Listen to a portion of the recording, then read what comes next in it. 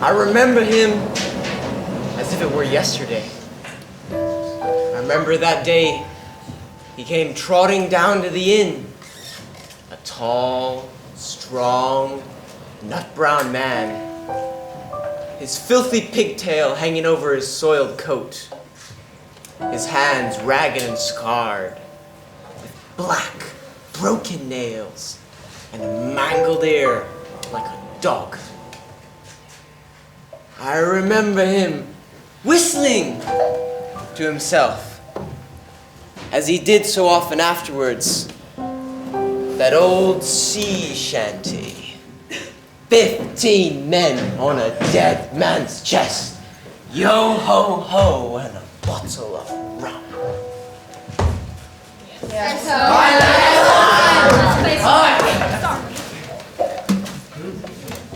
Can I help you, sir? Aye, you can.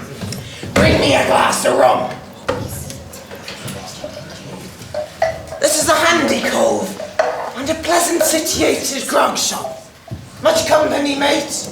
Not too much, not too little, as you can see. More's the pity. Ah, then this is the berth for me. I'll stay here a bit. I'm a plain man. Rum, bacon and eggs is what I want. And a room over there to watch the ships from. And your name is? Captain! You can call me Captain.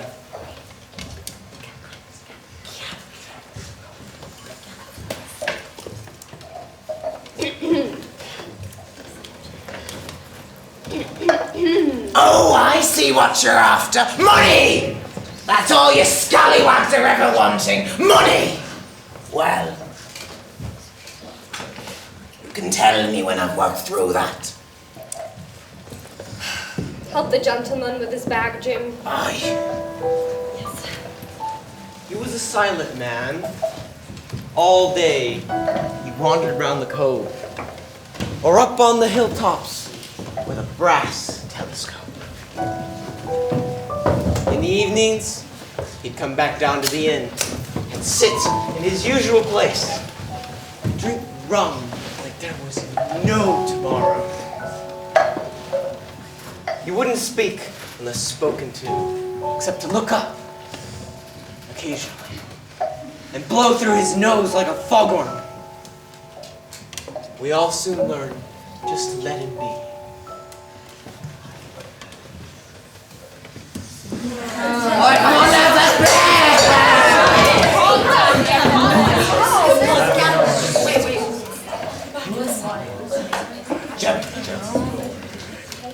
Any seafaring men coming round these parts of late? No, sir. Sure. Yes, sir. Rum.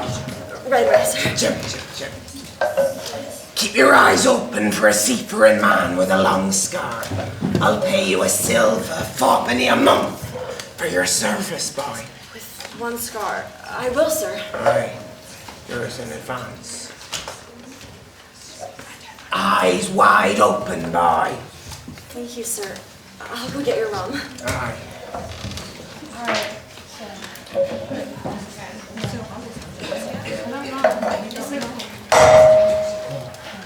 Oi, you two! You ever seen the look on the face of their old scallywags when they're about to be hanged? Oh yeah, many of them. The sights in their eyes be quite a sight to behold. I remember this one who was done for murdering the old mate. Oh, this mate, he got to know a little too well, if you sees what I mean.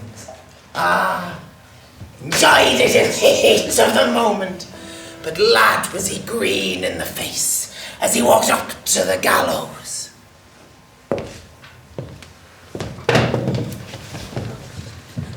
He cried like a wee sprog as they tied the rope around his neck. And then...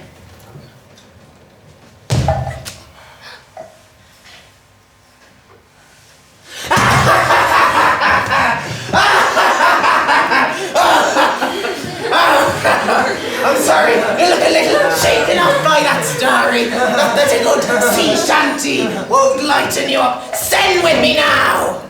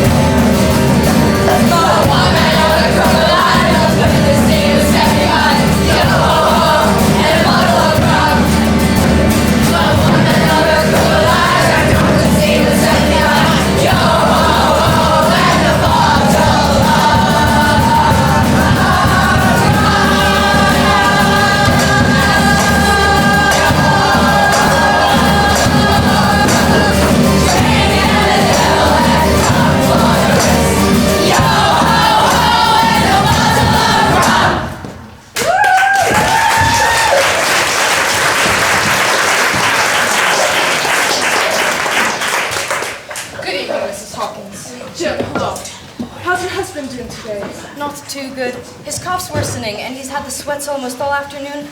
He's asleep now, finally. Was he hot when you last checked on him? Not too bad. Good. Now keep the window slightly ajar. Only slightly. Mind the draught. Will he survive the summer, Doctor? Your father's a strong man, Jim, and I'll be doing my best to save him. Word of honor. You just make sure you help your mother as much as you can. I will, Doctor. Now tell me, who's that queer fellow over there? Filthy one, singing. He calls himself Captain. He's been here for about 2 months now. You know, Father was afraid we'd lose business because of his ways, but we've actually been busier. Believe it or not. A village attraction of sorts. I see. And folks love to listen to his stories. Equally scares them and excites them to death to hear his tales of life at sea. Ooh, there's murder, treachery, hanging, walking a plank. Sounds like quite the storyteller. And full of bad language. But guests like those sorts. And his moods. God save you from witnessing one of those. Must be the drink. Oh, well, he drinks like a sponge. Rum especially. Hasn't paid his stay for the past 5 weeks. Hasn't paid his stay? 5 weeks? Scumbag. Last thing your father needs to deal with right now. See if you like him over the years. It's an absolute shame to our kingdom. Get me a bowl of soup, will you, Jim? And an ale too, please. Certainly. Ah, the wench is in the dry tortuga. Let me tell you, they were something special. Never in my life, I swear on me scallywags, last time, never. Oi, you two! Shut your trap, I be narrating. Are you addressing me, sir? No one else, you rotten pile of dog's offal. Well, I have one thing to say to you, sir. That if you keep on drinking rum, this world will soon be rid of a very dirty scoundrel. If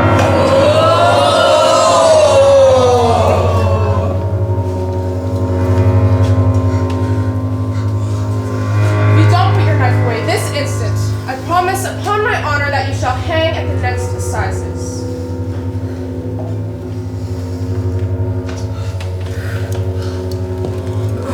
And now, sir, since I know there is such a fellow in my district, you can count I'll have an eye on you day and night.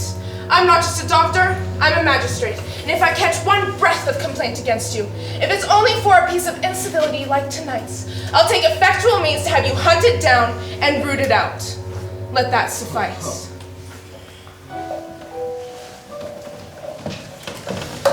Spring, summer, and autumn passed. Winter was upon us before we knew it. My father's condition worsened by the day, and it soon became apparent he would not live to see the spring. It was a long, hard winter, like I'll never forget, with stormy gales and long, hard frosts. It was then that the first of the mysterious events that at last rid us of the captain occurred. He approached me with a rather peculiar offer.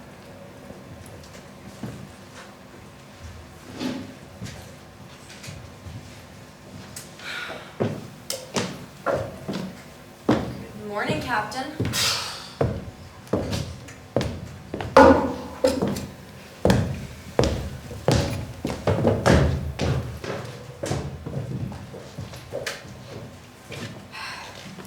He's finally asleep. Milk come yet? Not yet. Tossing and turning all night. Your father's in so much pain. Poor soul. The eggs are delivered. The captain was up strangely early today. Still stank of booze. Not surprising he stank. He was drinking like the devil were after him for well past midnight. He's starting to be a real burden, Jim. We need to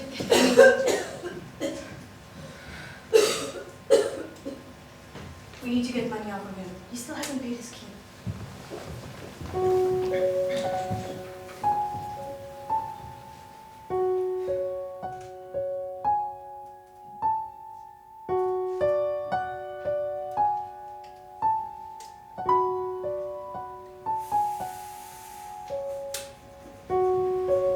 If I could, I'd pull you up.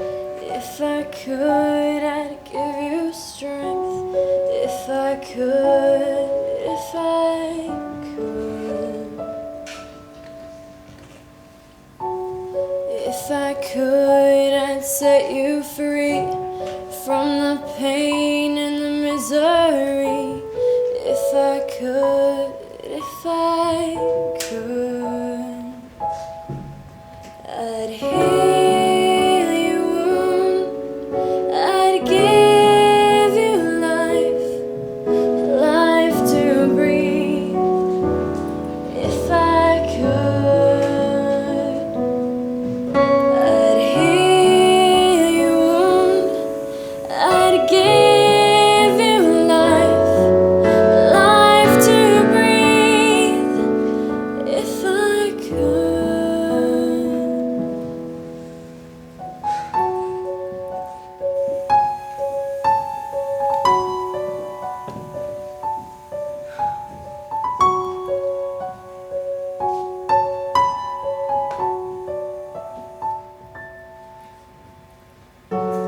If I could, I wouldn't cry.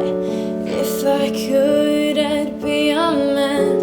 If I could, if I could. If I could, I'd just keep going. Ignore the pain and the misery. If I could, if I could. I'd rise to this, I'd face this life, life as it is. If I could, I'd rise to this, I'd face this life, life as it is.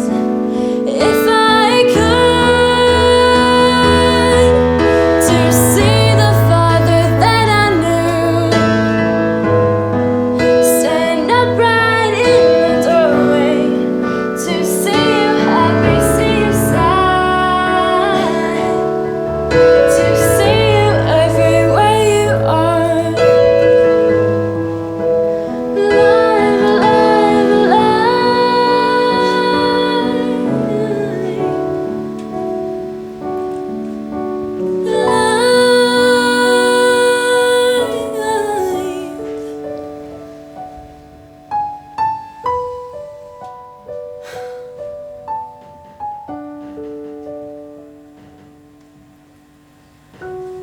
If I could, I'd pull you up. If I could, I'd give you strength. If I could, if I could.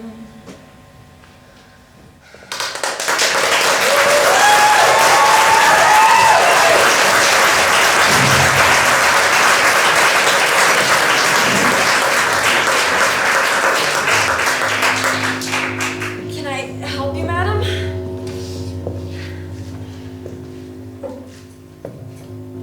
Is this your table for my mate Bill? There's no one called Bill here, I'm afraid. But that's usually where one of our guests sits.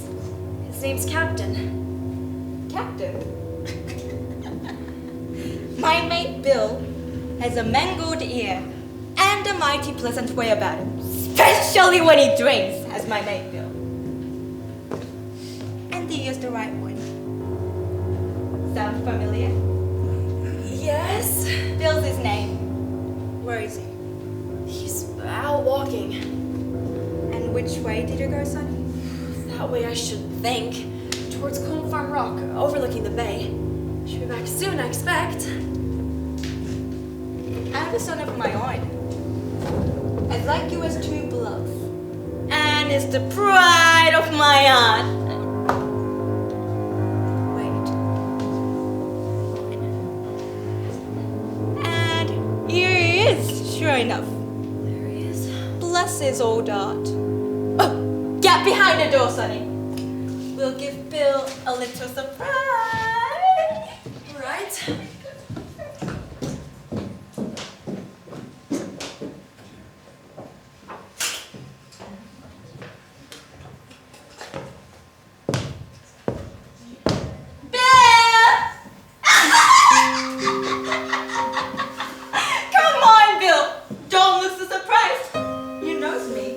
knows an old shipmate, surely. Black Dog! After all, Black Dog herself. Come to see his old shipmate, Billy, at the Admiral Bamboo Wing. Oh, Bill, time's flown by since I lost. Please, What do you want from me? get me around, Sonny. Yes.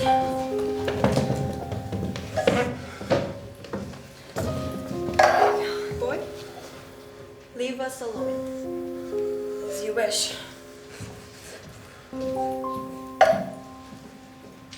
You know exactly what I want.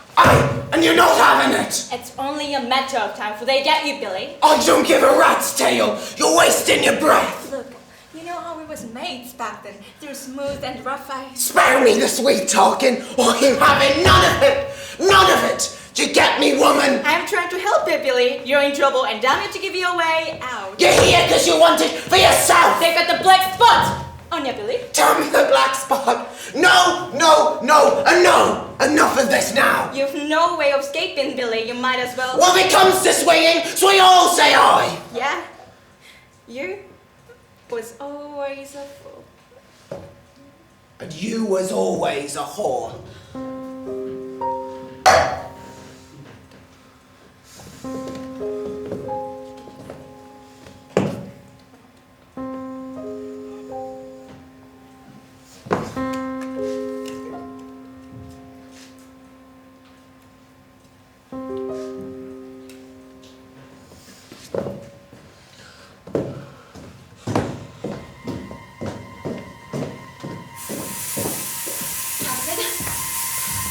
Captain! Don't bring me wrong!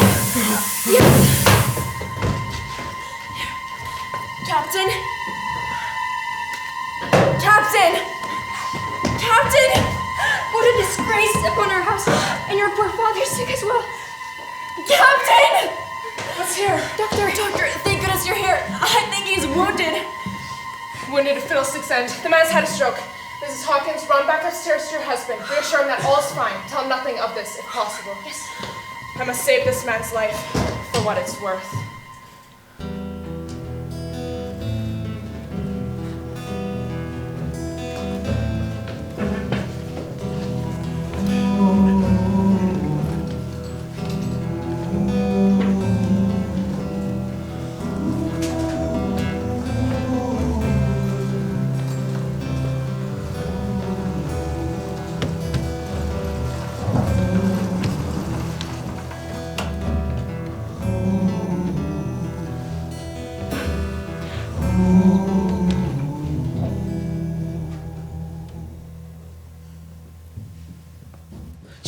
Jim, bring me a noggin of rum now, won't you, Jim? The doctor said you mustn't have any rum, or you'll... Oh, doctors, what do they knows? And that one there, Livesey, or what's he called? What does he know about seafaring men? I've been in places as hot as pitch, with men dropping like flies with yellow jack, and the land is heaving with earthquakes. And what do doctors know of lands like that? And I tell you, I lived on rum back then. He said the next stroke will surely kill you, Captain. Jim, look how my fingers tremble and fidget. I can't keep them still. I tell you, please. Captain, you know I would, but... Jim, I haven't had a drop all blessed day. Just a noggin of rum, and I'll be forever grateful to you. I'll pay you a golden guinea. I want none of your money, except for you and my father. Jim, how long did that doctor say I have to be staying in bed for? A week at least. A week! Thunder, a week! I can't do that. They'll have the black spot on me by then. Black dogs going about getting wind of me this moment. No doubt. Who was that woman, Captain? Oh, Black Dog. Black Dog, she's a bad one. But there's much worse than her, Jim. But remember, if they tip me the black spot, it's the sea chest they're after. And if they do, you get on that horse and you gallop to that doctor of yours and get him to summon as many men as possible to come to the inn. There they'll find all of old Flint's crew. Flint? I was first mate. Flint's first mate. I'm the only one that knows the place. He gave it to me when he lay there dying. But remember, keep your eyes open for Black Dog or the seafaring man with a long scar. Him above all, the seafaring man with a long scar. Please. What is the black spot? That's a summons, mate. I'll tell you if I get one. But for now, keep your eyes open and I'll share equals with you. Upon my honor. Equals? Is that medicine you have over there? Yes. Doctor said you should take it. Well, if ever a seaman was wanting drugs, that'd be me.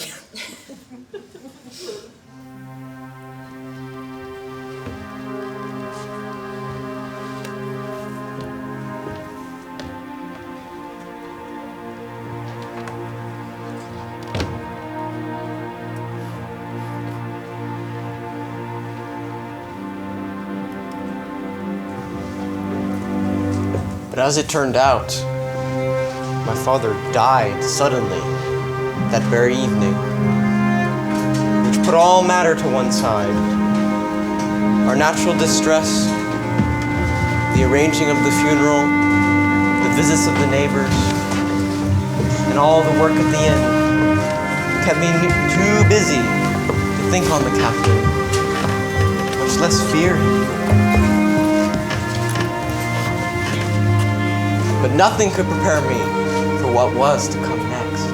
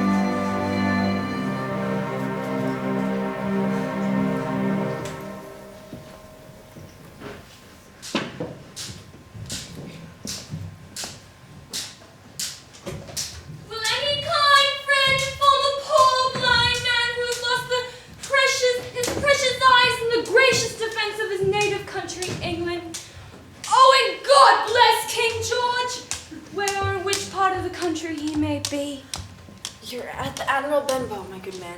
But I'm afraid we're closed, sir. I hear a voice, a young voice.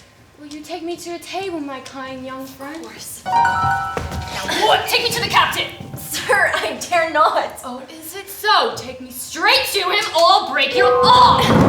He's in his room, resting, I think. He hasn't been very well recently. Calm him down now. And if you don't, I'll do this. Captain! Captain! And there's some rum here for him. He'll rush down them stairs like a cat to her bowl.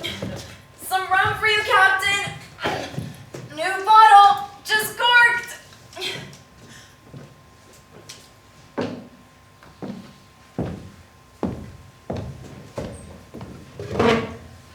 So where's me rum then? Typical country folk. Don't you move an inch, Bill. I can't see, but I can hear a finger stirring. Business is business. Hold out your left hand! Now let's go. Oh, 15 men on dead night.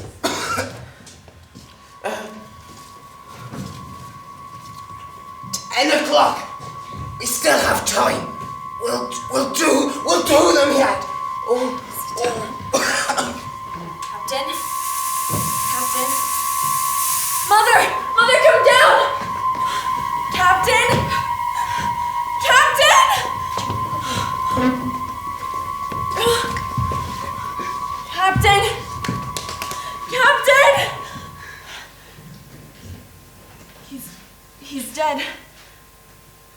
She's dead. Bring down his bag, Jim, please.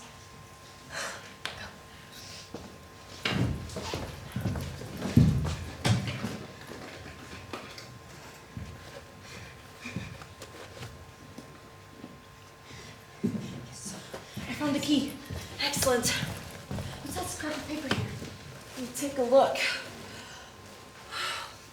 You have till 10 tonight. That must mean they'll be here at 10. Quick, we need to open the chest. There we go. Okay, hurry, Jim, hurry. Okay.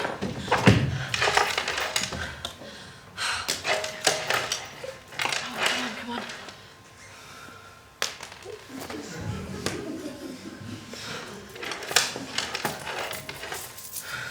Now we're talking. Right. How much does he owe us? This much. Yes, exactly this much. What about the rest? I won't take a single coin more, Jim. I won't have debts, not even with a dead man.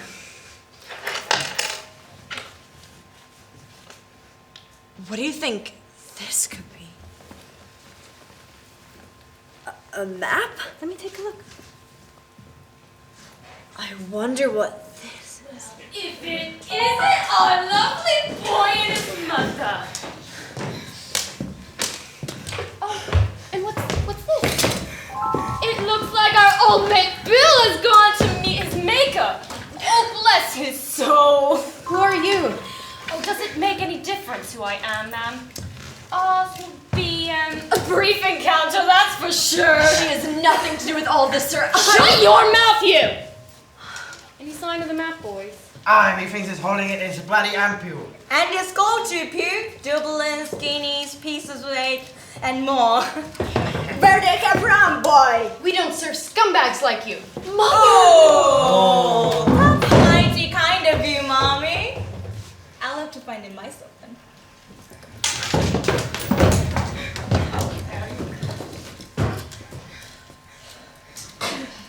That'll do with the boozing, boys. Boys! It's the map I'm after.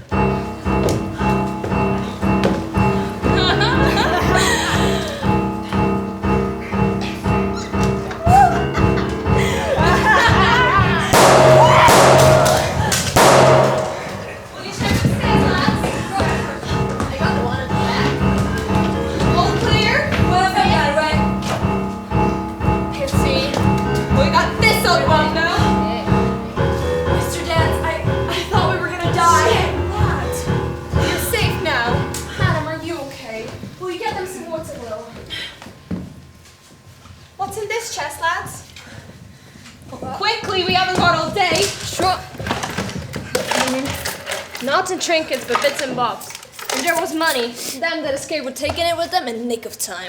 Oh, there was money, and lots of it too. Damn thieves. By King George, I'll have every single one of them swinging one day. It wasn't just the money they were after. I think I have what they were after in my hands, but to be honest, sir, I'd like it to be put to safety. Of course, I can keep it for you. Well, I was thinking perhaps Dr. Livesey could... Perfectly right. Livesey, well, he's a doctor, a magistrate, and a gentleman as well. Come to think of it, I may write to him myself tonight to report the incident as per duty. He's at Squire's tonight, I think. May we come too, Mr. Dance? Certainly. Lads! Yes, Teresa. Will you go down to the village and arrange for 3 horses to be saddled? Yes, sir. You're safe now. Nothing to do. Thank you.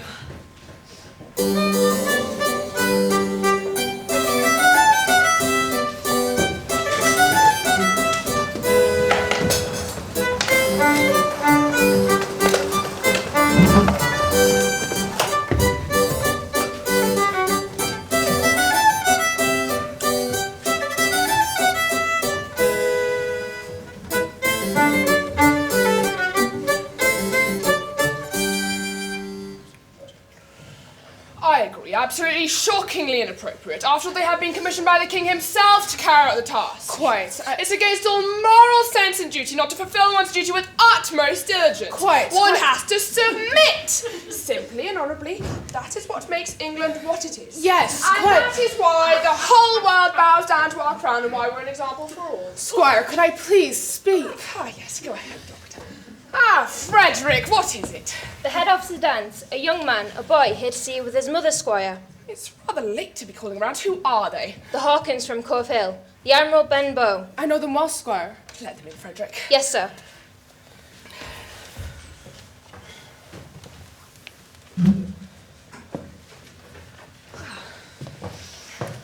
Jim, Mrs. Hawkins, what's the matter? I told them everything. The squire and doctor were astounded, flabbergasted at the story that I told them of the day's events, down to the smallest detail. But, at that point, I left out the most important detail of all, the map. And when we arrived, Pew and his sea dogs were surrounding him, ready to pounce and murder, no doubt. Luckily, we got there just in time to blast them off to hell. A couple of them got away, but we did get Pew. Well, I'm glad you managed to crush that cockroach once and for all. A nasty piece of work he was, Pew. Well done, Mr. Dance. Good work indeed, really. Thank you. And so, Jim, you have the object that they were after, do you? I do, Doctor. May we see it? Well, certainly, but perhaps... Mr. Dance, you have performed His Majesty's duties splendidly, just splendidly. Dr. Livesey and I were just discussing the matter of duty and honour before you arrived, and by my honour, you are a living example of all that is truly English. Be sure to have yourself an ale before you go, ask Frederick, and then be off to your family, who will no doubt be glad to have you home safe and sound. Men like you are what makes our kingdom proud. Oh, most obliged, Squire, and I'll gladly have an ale before setting off. Well, Doctor, Madam, Jim, good night. Thank you, Mr. Dance. You really saved our lives. Did? There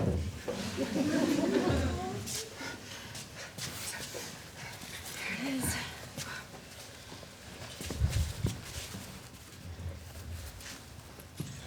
Treasure! It's a treasure map! Hush, keep it down, Squire. We don't want the whole of England to know about it. This is clearly, irrefutably a treasure map. Look, you see, read here.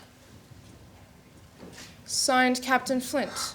Have you heard of Captain Flint, Squire? Heard of him! He was the bloodthirstiest buccaneer that ever sailed! Blackbeard was an innocent child compared to Flint. The Spanish were so afraid of him that I must admit, sometimes I was even proud he was an Englishman. And did he have money? Madam, what were those villains after but money? It's what they breathed for. It's what they risked their rascal carcasses for, money was. I saw his topsails off Trinidad once, and the cowardly son of a cur who was sailing our ship turned around at once and returned to port. That is how fearsome he was. My heavens, Squire, you're so confoundedly hot-headed and talkative that I can't get a word in edgeways. Could I please? Yes, go ahead. Why, thank you. So, supposing that what we have here in our hands is indeed a map of Flint's... Not supposing! It is the treasure! May I finish, Squire? Yes, indeed. Flint's treasure, will it amount to much? Amount, sir! It will amount to this. If I arrange a ship in Bristol Dock and take you and this lad here, Hawkins, along with me, in the space of 1 year, we will be filthy, and I mean filthy rich. Do you really think so, Squire? I have never been surer in my life. Livesey, you will give up your wretched practice and join me at once. Tomorrow, I'll leave for Bristol. In 3 weeks, no, 10 days even, we will have the best ship and choicest crew in England. Hawkins, you will make an excellent cabin boy, and you, Livesey, will be ship's doctor, and I'll be admiral. Take Redruth, Joyce, and Hunter. Let me see. It's not far off Caracas, 62 degrees and 17 to the east, give or take, according to the map.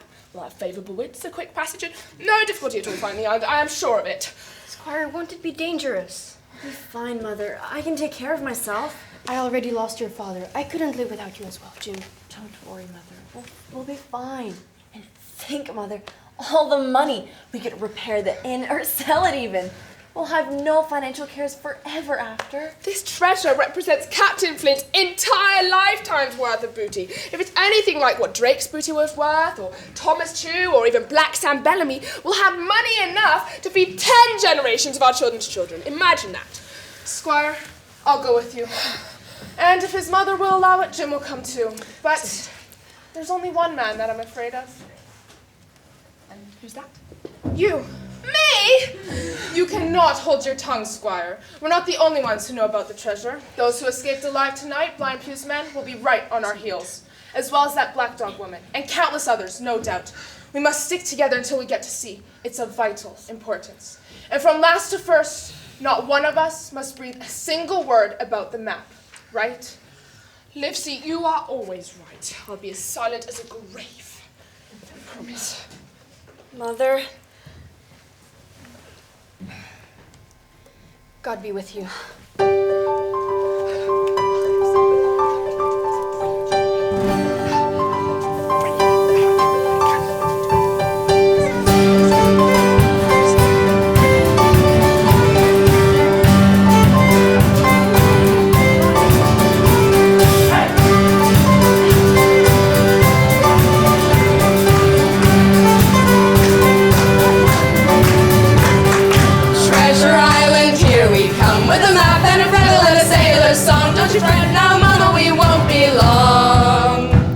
We'll be back with a treasure for thee.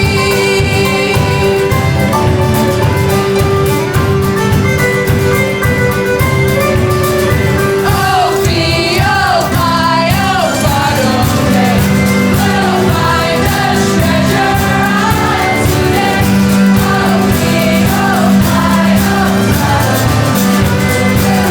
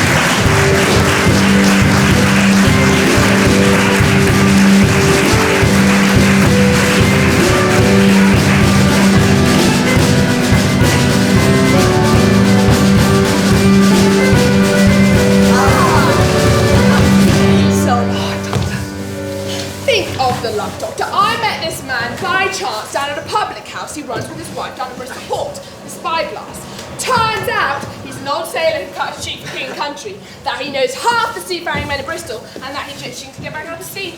Thanks to him, not only have we found an excellent cook, but also appointed 3/4 of our crew. Oh, please, don't thank me. I just happen to have a few mates in the searcher work who jumped at the opportunity to board a ship like this, with a man like yourself in charge. That is modesty, Silver. He even got rid of 2 of the sailors I'd engaged thanks to his experienced eye for suitable sailors. Turns out they were just sort of freshwater swabs who didn't need on eventual importance. Thank you, Silver. We're really very much obliged. You're very welcome, but please stop thanking me now, or I'll blush like a wench on her wedding night. Silver, meet Jim, ship's boy we spoke about earlier. Of course. Jim. Good to meet you, sir. Silver. Call me Silver. Pleasure's mine, lad. You're young, you are, but you're smart as paint. I can tell already. You'll make a fine cabin boy. Thank you. And the soup at lunchtime was delicious, Silver. Thank you so much. Aye, better than a kick in the teeth, eh? Come with me now, Jim. I want you to meet my parrot, Captain Flick. She's very friendly and knows a word or two. Bad language as well, mine. She's been around the block, she has. She's more than 200 years old. 200? That old? Yeah, aye. But don't let her age be known. Well, Squire, I don't put much faith in your discoveries as a rule. But I will say this. John Silver suits me. I like him very much. The man is a perfect gentleman. Yes, indeed. Wind's favorable today. Quite. Unlike the look on Captain Smollett's face. Captain Smollett, what good wind brings you here? Well, sir, better speak plain and to the point, even at the risk of offense. Gentlemen, perhaps we should move out of earshot. So, I don't like this cruise, I don't like the men, and I don't like my officer. That's short and sweet. and perhaps, sir, you don't like the ship either. Too early to say. Journey's long and we've been at sea a day and a night. Seems a clever boat, more I can't say. Well, that's nice to hear. And perhaps, sir, you don't like your employer either. Hold on, Squire. You say you don't like the cruise. Why's that? I was employed, sir, on what we call sealed orders, to sail this ship wherever this gentleman may tell me to. Fine, not a problem with that. But then I find out that every man before the mast knows more than I do. Do you call that fair, Doctor? No, certainly not. Next I learn we're going after treasure. Hush, keep it down, Captain. Everyone knows about it anyways. Now, treasure is tricky business. I don't like treasure voyages on any account, above all when they are kept secret. Especially when the secret has been told to the parent. Silver's parent? It's a figure of speech, Squire. Blob to everyone. Now, it's my belief that neither of you two gentlemen have the faintest of idea what you've gotten us into. But I'll tell you this, life or death. And be close one.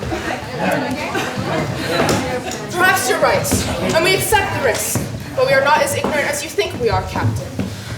Next, you say you don't like the crew. Are they not seamen? I don't like them, and I think I should have chosen them with my own hands if you wish to know. Admittedly, that might have made sense. An unintentional mistake on our behalf. Apologies for that. And how about our officer, Mr. Arrow? He's a good seaman, all right, but I don't like him either. Oh, for goodness sake, you paint everything and everyone black, Captain Smollett. He's an absolute gentleman.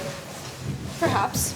But too free with the crew. A good mate should keep himself to himself, not drink with every man before the mast. You mean he drinks? Another figure of speech, Squire. He means too familiar. Well, now, Captain, what's the long and short of it? Tell us what you want. Gentlemen, do you intend to continue on this journey? Yes. Then I have a few requests. The first is that you move all your powders and arms to your cabin. Second, the crew that you personally appointed, I think there's 3 or 4 of them, correct? Sleep beside your own cabin. And the third is there's been too much blabbing already. Far too much. I'll tell you what I've heard myself. That you have a map, and it has crosses on it indicating the treasure lying up north, north-northeast. Skeleton Island, east, southeast, and by east. How? I never told a soul. The ship heads on every single one of them. Nipsey, that must have been you. Oh, kids. Not a word, I swear. Gentlemen, frankly, I don't care who or how the word got out, but I'll tell you this, the knowledge of whoever has the map now must be kept a secret. To everyone, even to Mr. Arrow and myself, or else we'll return to Bristol Port at once. I see. You fear mutiny, and you want us to be ready and armed. Don't put the words into my mouth, Doctor. I see things going not quite right, and I ask you to take certain precautions. Nothing less, nothing more. Captain Smollett, you remind me of the fable of the mountain and the mouse. Do you know it? Could have sworn when I saw you walking towards us that you meant more than this. That's because I did. We'd all be on our way back to Bristol Port right now, but I didn't expect Squire Trelawney to listen to me. And I wouldn't have had it not been thanks to our patient doctor. I'll do as you say, Captain. But let me tell you, I don't think any better of you, not at all. Squire, As you please, but I think you'll find out in time that I do my duty. Move all the powders and arms to the cabin. All right.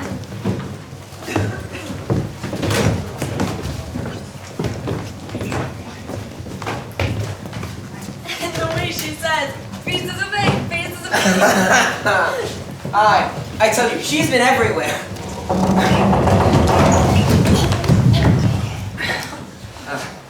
Oh, that. So, ho, boys, what's this? We're changing up the powder barbecue. Why, by the powers, if we do, we'll miss the Easterly winds. My orders, my man. You may go below. Handsman won't lunch soon. Aye, aye, sir. Well, what you standing there like a lamppost for? Go down to the kitchen and help the cook prepare lunch. I will have no favorites on my ship. Yes, Captain. Easy with that, man. Easy with that. Aye. I won't relate the story of the voyage in detail.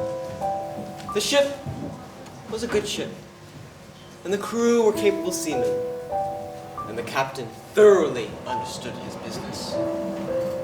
Me and Long John Silver became the best of friends. And the winds were mostly favorable.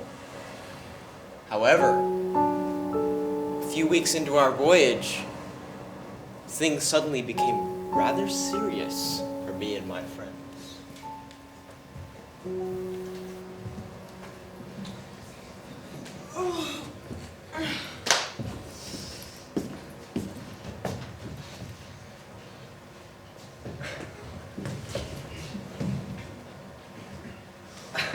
Aye. At the same time I got this car, old Pew lost his legs. Ah, he was the flower of the flock. Was Captain Flint? Aye. I was an honor to sail with him. First with England, then with Flint. That's my career so far. Made 900 with England, 2,000 with Flint. Not bad for a man before the mast, eh? Ah. Tain't earnin' doesn't, but saving. I'll vouch for that, lad. Where's all England's men now? Where's Flint? Ah. Only one's left here aboard this ship. But the rest? Old Pew. He used to spend £1,200 a year like a lord in Parliament. And where's he now? Stone cold dead. And 2 years before then, begging, stealing, cutting throats left, right, and centre. Sad, innit? Not much use. Not much use for a fool's lad. But now you look here. You're young, you are, but you're smart as paint. I can tell already. I saw it the moment I set my eyes on you that I can talk to you like a man's man. Right. Thank you, Silva. The thing is, with gentlemen of fortune, they live rough and they risk swinging. But when a cruise is over, the money goes wasted in rum and a good fling. But not me. I have a way about me, I have. I put it all away. Some here, some there, and nowhere too much to avoid suspicion. And when I get back from a cruise, I live like a gentleman, and no one suspects a thing. And where did I begin? When I was a young lad like you before the mast. Aye. But surely you daren't show your face when you return to Bristol after this. Banks will have got wind on you and frozen your assets. Aye. If the money were still in the banks, that is. Well, where else? The missus has it all. Me wife sold the pup and will be meeting me somewhere. Won't tell you where, Dick. Not because I don't trust you, but I don't want to make the rest of the crew jealous of you. And can you trust your missus? Gentlemen of fortune usually trust very little. There were some that were feared of Pew, some of Flint, but Flint his old self was feared of me. Feared he was and proud. Flint's crew was the roughest crew afloat they was. The devil himself would have feared to go out to sea with them. You can see I'm no boasting man. I'm easy to get along with. But when I was quartermaster on Flint's ship, oh, the fiercest of buccaneers became gentle as lamb under me. So, if you're square with us, boy, on Silver's ship, you can rest easy. Well, I can be honest with you now, Silva. I didn't half like the job before I had this talk with you. But here's my hand on it now. I'm square. And a brave young lad you are. And a finer figurehead for a gentleman of fortune I ever clapped my eyes on. Israel! Dick's square, too. Oh, I know Dick could be square. He's no fool. Here's what I want to know, Barbecue. How long are we going to have to wait? I've had most enough of Captain Smollett. I want to go in their cabin and eat their pickles and cheeses and drink their wines, I do. Dick, your head was never good. But I reckon you can hear. Or at least your ears is big enough. You'll do nothing! You'll speak soft, smile, and keep sober until I give the word. Is that clear? Well, I don't say no, does I? What I ask is when, that's what I ask. When? By the powers when. Well, if you want to know when, I'll tell you when. The last moment I can manage is when. We have a first-rate seaman, Smollett, steering the ship, and the captain and the doctor have the blessed map. We don't have it, do we? No, we don't, Barbecue. If I could trust all you sons of double Dutchmen, I'd even have them sail us halfway back home. But I know what you're all like, impatient to the bone. I'll finish them off at the island as soon as the treasure's in the hold. Who's saying anything, Silver? I was just... How many brisk young lads have I seen drying at the sun at execution, Doc? And all for the same. Hurry, hurry, hurry. But what we will do with them? That's my lad. That's what I call talking. Well, what shall we do with them? Shall we chop them up like pork cutlets? That would have been Flint's or Billy Bones' way. Or shall we maroon them? That would have been England's way. Dead men don't bite, that's what Billy Bones used to say. Aye. Dead men don't bite! And right Billy was. When I'm a-riding around in carriages, I don't want none of them sea lawyers coming home and wanted like the devil at prayers. For now I say wait. But when the time comes, why let her rip, boys! Dick, get me an apple, will you, lad? Aye, Silver.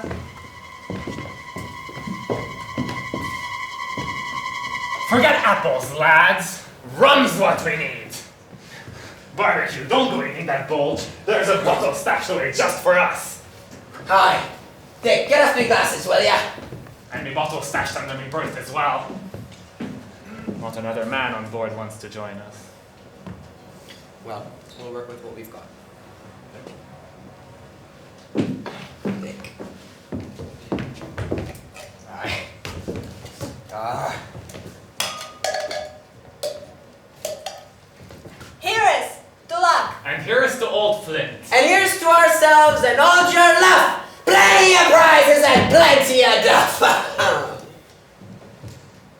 ho! Land ho! Land ho!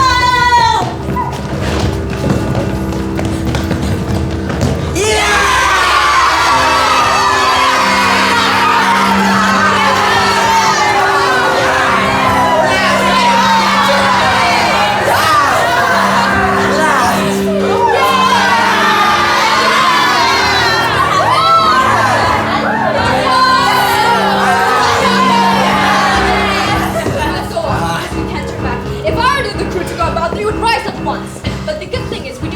At least until the treasure is found, and we do have some faithful men.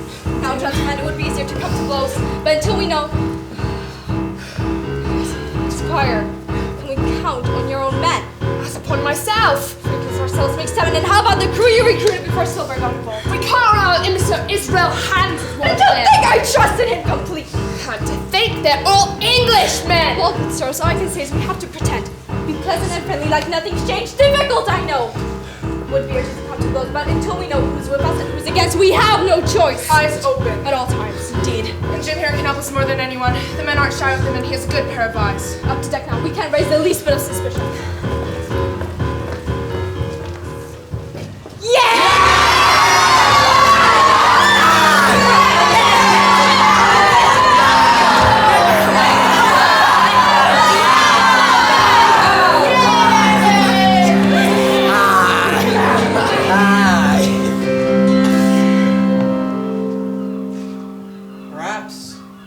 The look of the island, its melancholy woods and tall stone spires. Perhaps it was the surf. We heard thundering and roaring in the distance. Yes, the sun shone brightly. And yes, the birds sang and fished all around us. And any man would have love to set foot on such an island after such a long voyage at sea. But my heart sank in my boots, and I hated the thought of Treasure Island. If I give another order, they'll be up in arms. But if I won't, then Silver will suspect I know. There's only one man who can rely on. Namely?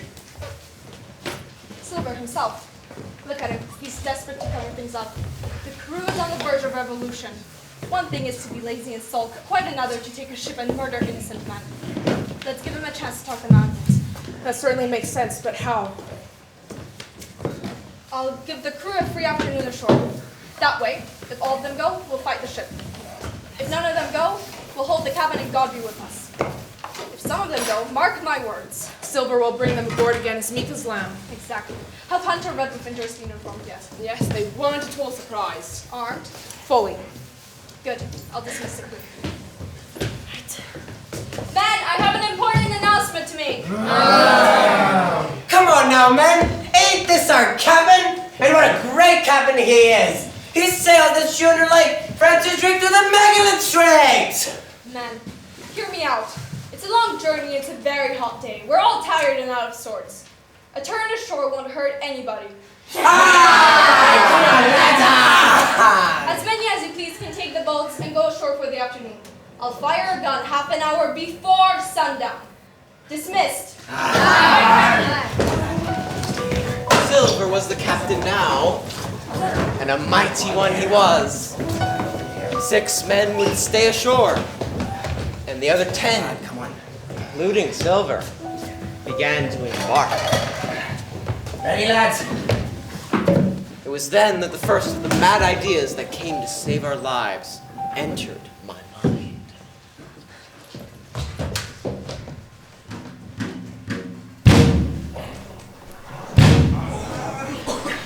Is that you, Jim? Keep your head down, lad. Jim, lad! Is that you, Jim, lad? Exciting, isn't it? The island. We can go exploring it together first if you like.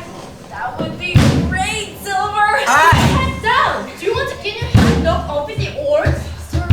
Come on, lads!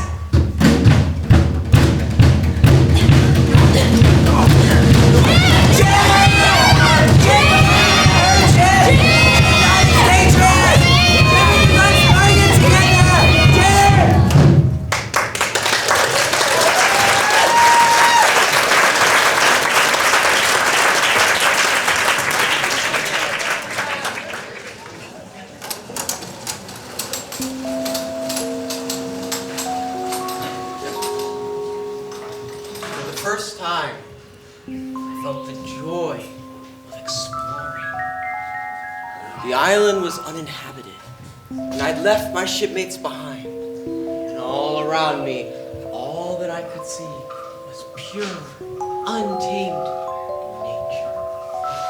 Here and there, I saw flowering plants I didn't recognize. Here and there were snakes. One of them raised its head and hissed. I didn't know it then, but it was the famous rattlesnake. I moved along and soon came to a grove of oak-like trees near a marsh steaming in the summer heat. And then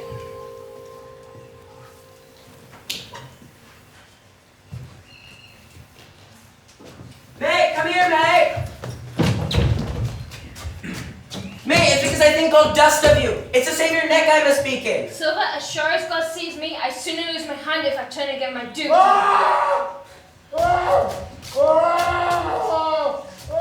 Silver? Hands off. Hands off at you like Silver. It's a black conscience that can make you afraid of me. But what was that sound? That? I reckon that'll be Alan. Alan? Rest his soul, he was a true seaman. Silver, you are a mate of mine, but you're no mate of mine no more. If I die like a dog, I'll die on my duty. You've killed Alan, haven't you? Well, kill me too if you can, but I despise you.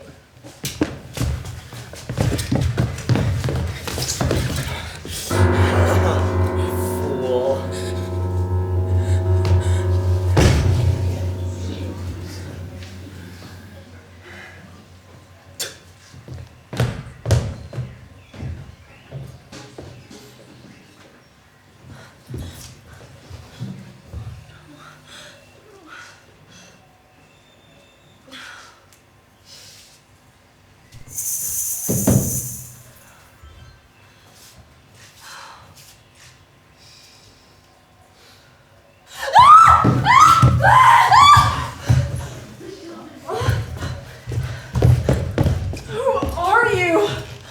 Ben Gunn. I'm poor Ben Gunn I am, and I haven't spoke to a Christian these 3 years. 3 years? Were you shipwrecked? Name it. Marooned. Awful. I awful it were. Marooned 3 years ago and lived on goats since then, and berries and oysters. That must be hard. I'm Jim, by the way. Ah, you're real. Yes. Your hands warm. Yeah. Soft. Sir. No one thinks I was being strange or something. It's only that I've missed human touch. 3 years, boy, 3 years without another human being. Can you imagine that? No, I can't. Wherever a man is, says I, a man can do for himself. But mate, my art is sore for 2 things. Human contact and a Christian diet. Well, I admit I miss chicken. Never liked chicken. Beef and ale soup. Nay, bloats my belly, ale does. Shrimp's better, and beef's hard to digest. Sausage and mash. Can't stand sausages. How about Cheese.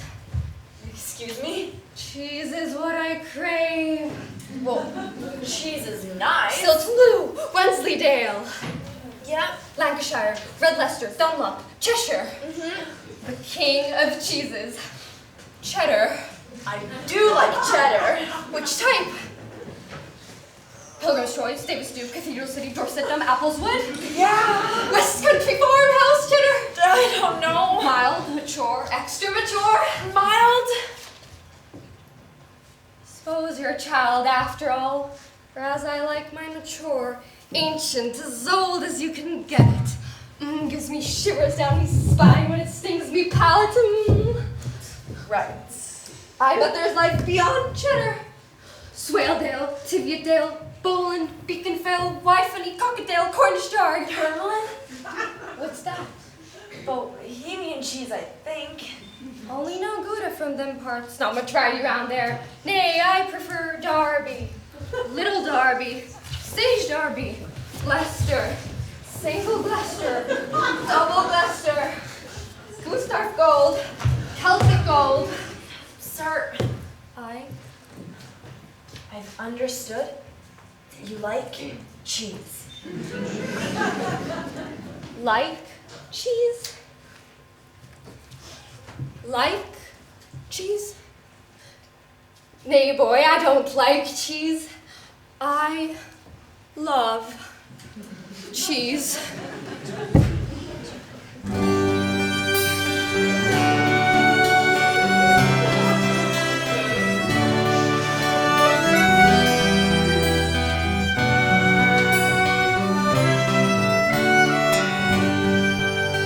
It's been 3 years since I left home.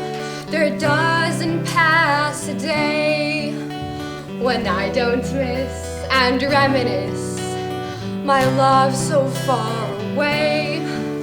For I can live without a home of mortar and of bricks. I can dress in tea trees and make my house with sticks. But no sweet bird song, morning dew, no sunset on the sea could but replace the blessed taste of when I kiss my cheese. Very much my favorite red Leicester silver blue. Silver blue. I'm still in the chocolate so chocolate has when I am alone I think of you. I'm as mighty on the road. Oh, so much. Self-comfort and mild and immature. And if I were alone, I know the first thing I would do is be true like I never ate before. I miss my cheese.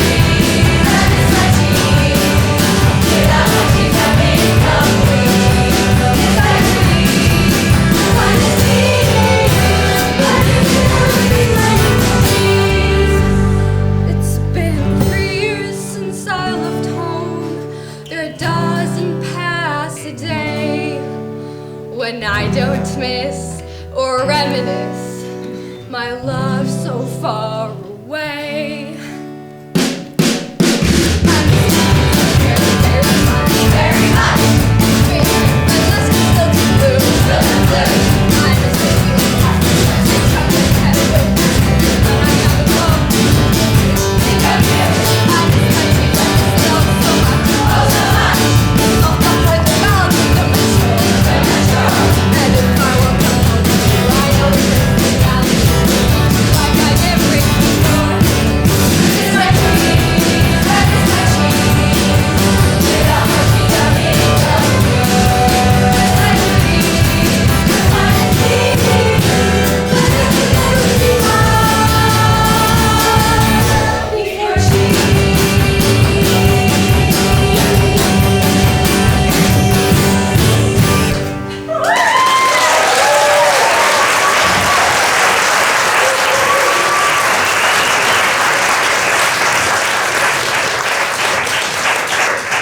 first one's found me, Jim.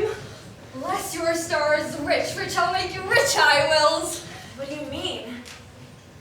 Tell me, is that Flint's ship docked in the cove? No, it's not. Flint's dead. Thank the heavens.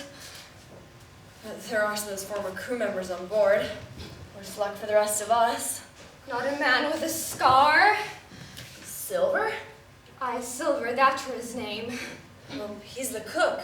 And the ringleader, too. If you was sent by Long John Silver, I'm as good as pork, I know it, Ben, listen. I'm not after you. But I'll tell you a couple things that might help clear things up. I told him everything. I felt like I could trust him. And we desperately needed allies. After I explained to him the whole story of the voyage and the predicament we found ourselves in, he patted me on the head and said,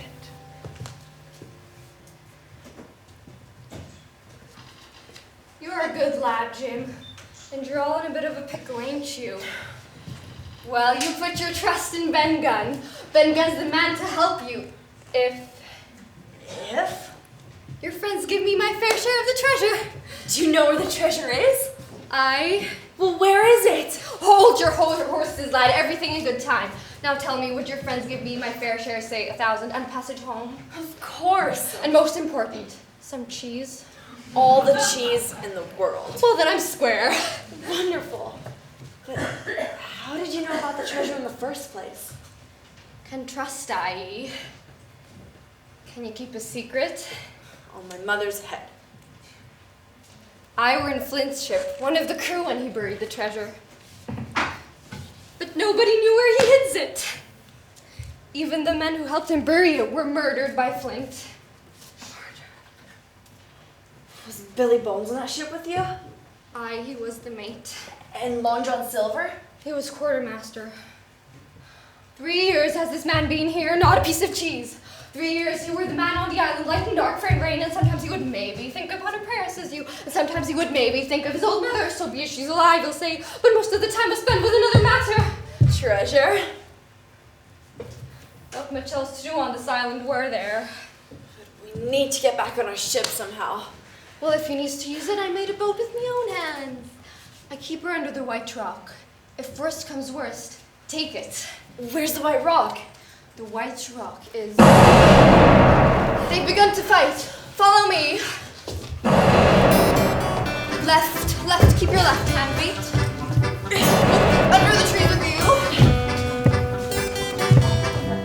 There's where he killed my first goat. And there's the Sesamary. The cemetery? Aye, Sesamary. See the mounds, I come here and prayed now and then, so when I thought maybe 'twere Sunday. It weren't quite a chapel, but it seemed solemn enough. No Bible or chaplain, unfortunately, but it were better than nothing. Ben, stop. Look, is that the Union Jack? Never before had I been so glad to see our flag. Bristled and billowed in the wind, and my heart rose in my chest. But it wasn't safe to join my friends yet. Me and Ben Gunn hid in the forest and watched as a series of scenes of gunfire, tense silence, past each other in quick succession. My friends were fighting it out all by themselves, and I was desperate.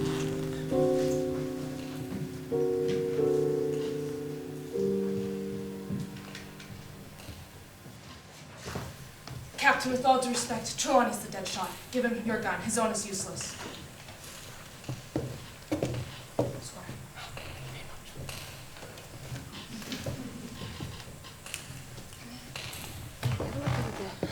Captain! Shoot now!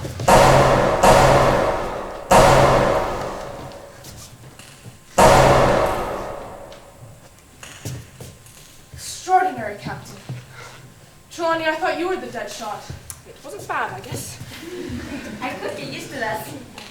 Hey, right where they are. Couldn't have been a better shot. Aye, great shot, Captain.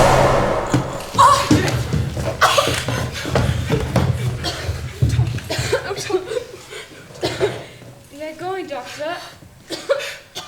Tom, my man, you're going home. No, Tom!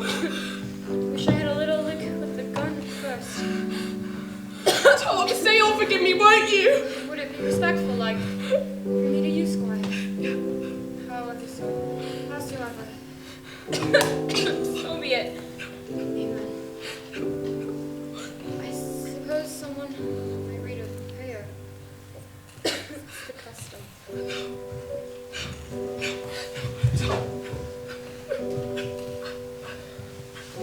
The Lord is my shepherd, I shall not want. He makes me to lie down in the green pastures. He leads me beside the still waters. He restores my soul. He leads me in the paths of righteousness for his name's sake.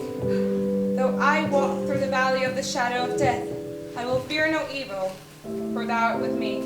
Thy rod and thy staff, they comfort me.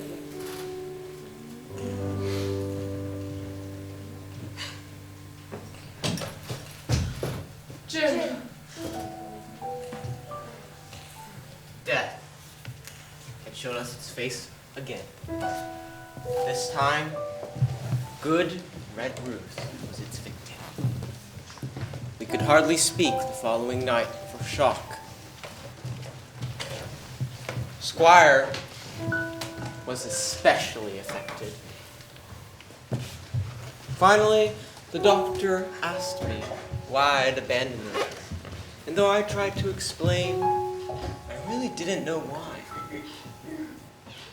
But at least I'd met Ben Gunn, the madman of the island, and our only hope for salvation and treasure. If you ask me, he sounds like a complete nutter. Either that or one of Silver's men. Not a chance. You should have seen the terror in his eyes when he knew that Silver was on the island. Jim, is he sane? I'm not sure, Doctor. Well, if there's any doubt about it, it means he is. Well, I suppose we can't expect a man who's been set biting his nails on a desert island for 3 years to appear as sane as you or I. Quite. How did he get marooned? 3 years ago, he was on a ship when they sighted the island, and foolishly he offered to find the treasure. And when they couldn't find it, they decided to leave him here. Well, serves him right. Where did he say we can meet him? The clearing's not far from here. I can explain the route. He said whoever goes out to meet him should whistle 3 times and call out Cheddar. Alone? Alone. Did you say you like cheese or something? Loves cheese. Parmesan. A cheese from Italy. My maid brought it to me from a journey there.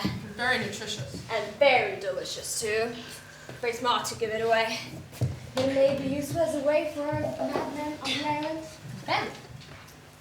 He'll be absolutely over the moon. Good. So who's our man to go and find Ben tomorrow? Squire? Squire, the man's dead. Get over it. Do you think your wallowing in the mire will bring him back? Captain, let him be. No, here we are stuck in the middle of a desert island, in search of a treasure that we don't even know exists. Low on food and with one man dead. The least you could do as a man who caused all of this mess in the first place is to spare us your crocodile to your Squire Trelawney. I've had just about enough of you, Smollett. Come on. Show us what you got then. You're a disgrace to our nation. You're the biggest coward I've ever met! Squire, Captain, put your weapons down this instant. Look at you both. Aren't you ashamed of yourselves? Captain, would you act this way if Squire Trelawney were one of your men out at sea? His morale is clearly low, and what do? Lay it in on him, make him feel worse? The man is upset precisely because he feels the weight of responsibility now that Redruth is dead. And you, Squire, you probably think it's all your fault we're in this situation.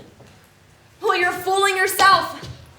This treasure has been coveted by men all over England since Captain Flint died. I mean, who's to blame if fate's dropped this map onto our laps? Fate. I was the one who decided on this expedition in the first place. And we all decided to come with you, including you, Captain Smollett. It was a sealed order. I had no idea! No choice! Captain, we're here, are we not? We're in this situation whether we so-called chose to or not. Choice! The one thing I've learned over the years in my profession is that we need to act. To act whether we wish to or not. It's called duty. It's our duty to respond to what life throws our way, appropriately as men, Captain. Right now, in this moment. Not tomorrow, not yesterday, and not whether the choice is ours or not. That's what distinguishes a man from a boy. Yet it seems to me that the boy among us is acting the most grown up. Well, I didn't understand the last bit, but I think we should all calm down. I think so too.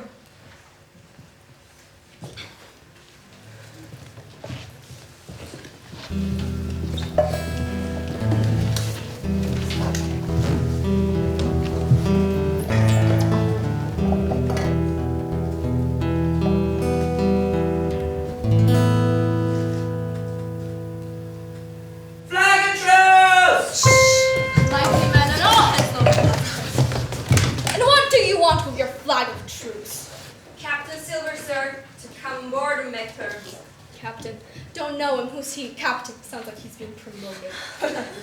These poor lads chose me as their captain after your desertion, sir. We're willing to submit if we can come to terms, and no bones about it. All we ask is that you let us out of this here stockade alive and give us a minute before our gun is fired. My man, I have not the slightest desire to talk to you. But if you wish to talk to me, you're welcome. Mark my words, though, if you try anything strange, you're dead. Your word's enough, Captain. Your word. Ah, there you all are, like a happy family. Oh, how do you do, Dr. Jim? Squire. Cut to the chase, Silver. If you have something to say, my man, better say it. Right you are, Captain. Duty is duty. You have a map. We want it. That's our point. You might just as soon save your life. That's your point. Now I want you to know, I never meant any harm to you myself. Rather... We know exactly what you mean, Silver. What do you want, though? May I?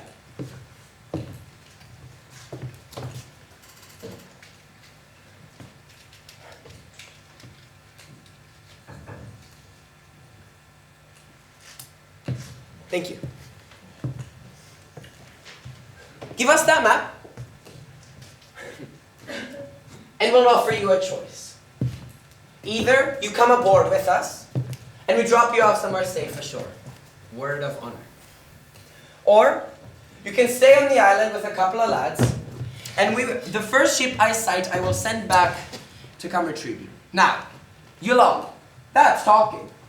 Handsomer deal you couldn't get. Is that all? All that you're to hear. Refuse that, and this is the last you've seen of me. But musket balls! How nice. Now you'll hear me. If you come up one by one unarmed, I'll clap you in all irons and take you back to England for a fair trial. If you won't, my name's Alexander Smollett. I've flown my country's flag, and I'll make sure to take you one by one down to Davy Jones. You can't find the treasure. You can't sail the ship even if you wanted to. In brief, Master Silver, you're in a corner. Those are the last good words you hear from me. For name of heaven, I'll put a bullet in your back next time I see you. Now get out of my sight, and fast. There. That's what I think of you. The next time we meet, you'll be laughing from the other side. Those that'll die will be the lucky ones. Mark my words! Come on now, lads. We won't waste another minute with this guy.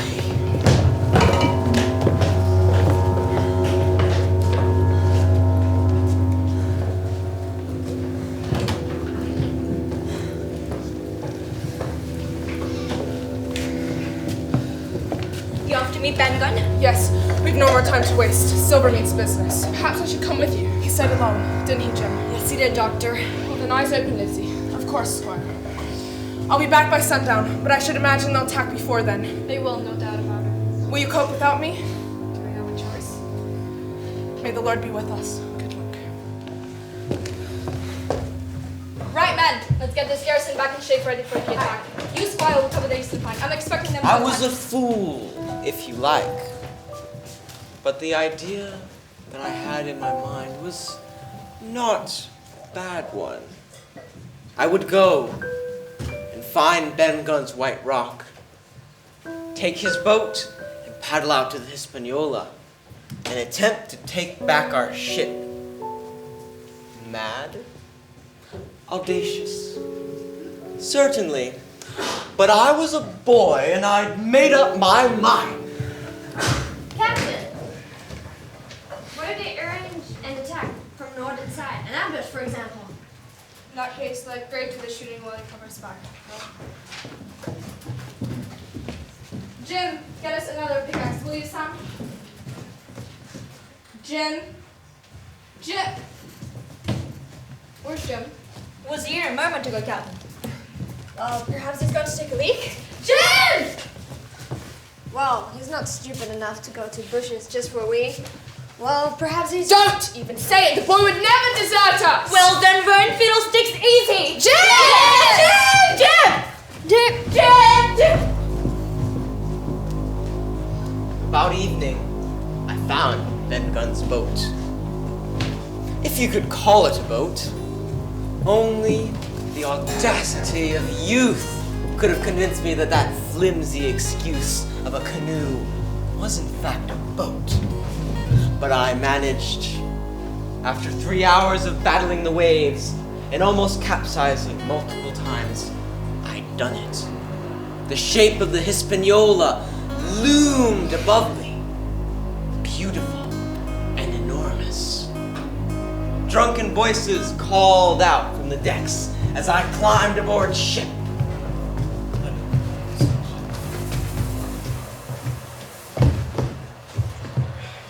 Mind me, that goat's horns if we say one more thing about it. A tiny less mast and skin you alive! Mate, 'tis true that you're angry. If it weren't, you wouldn't be angry. There's the proof you're angry. Silver's the only chance getting home alive, you son of a dog! No one calls me that! How dare you! It's the sign.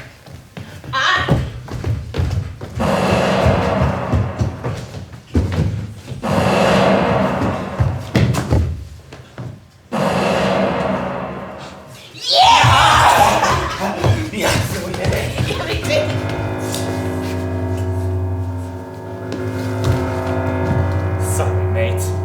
Had to do it. 15 men on a dead man's chest. Yo ho ho and a bottle of rum. Drink and the devil had done for the rest. Yo ho ho and a bottle of rum.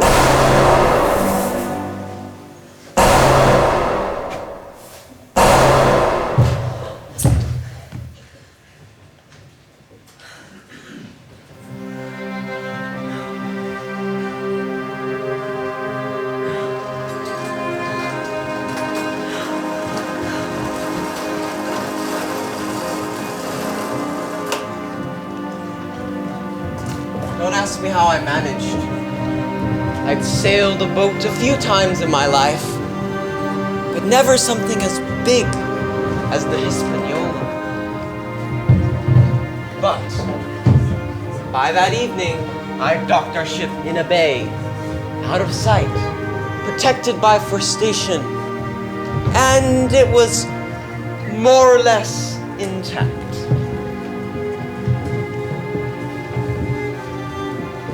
I came running back to the stockade. I had single-handedly retaken the Hispaniola, and I was so proud. Friends, I'm back!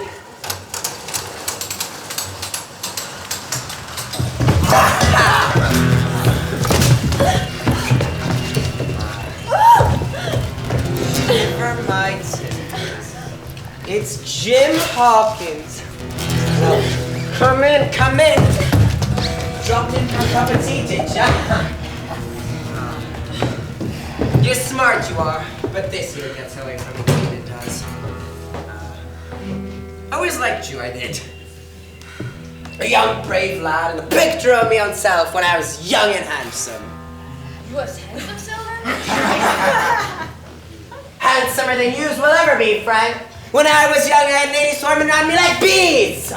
Aye, but Frank can just bald count ladies' head on the tips of his fingers.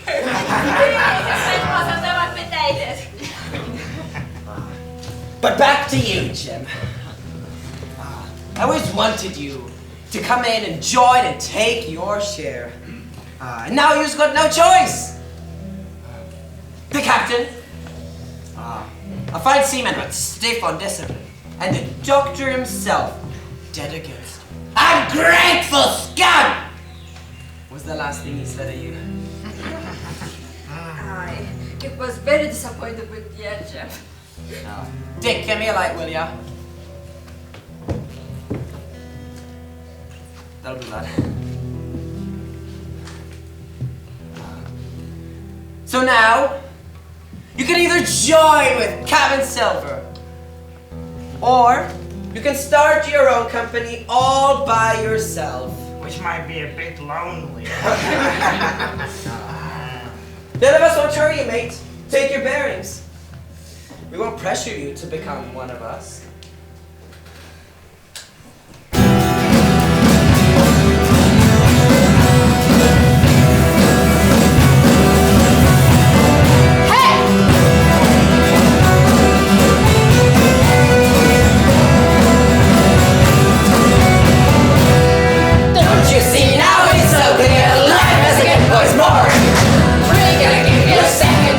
Join our merry ranks. Join our merry ranks. Join our merry ranks.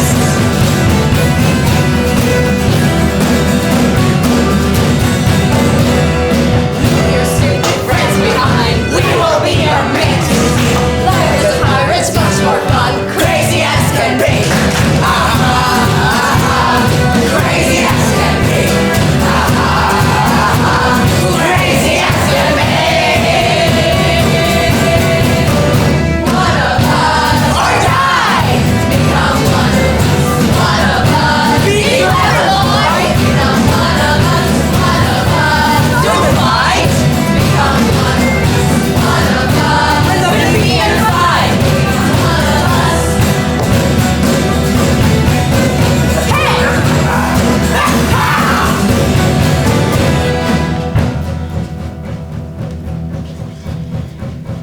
No, I will not leave my friends. No, I won't betray them. I will never change my name, become a villain. Become a villain. Become a villain. One of us or die. Become one of us. One of us. Be clever, boy. Become one of us. One of us. Don't fight. Become one of us. One of us.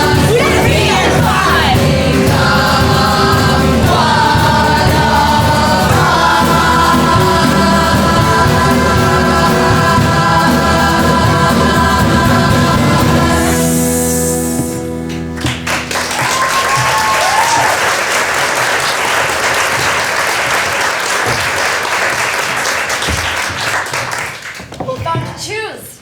I declare I have the right to know what's what, why you're here, and where my friends are. What? What? You would be like one that knows that. What do you think is? You'll perhaps batter down your hatches till you're spoken to. The captain came to me yesterday afternoon. You're sold out. Your ship's gone. We had a few drinks, I won't lie. And then we bargained, him and I. And now he's got this. Stores, brandy, firewood, pork. And the doctor comes to heal us. And what happened to my friends after that? Disappeared. Never seen him since. But if you're wondering, if you were included in the deal, 4, and one of us is wounded. As for that boy, I don't care where he is.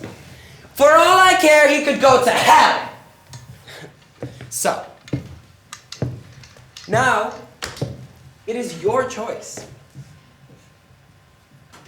Well, let the worst come to the worst.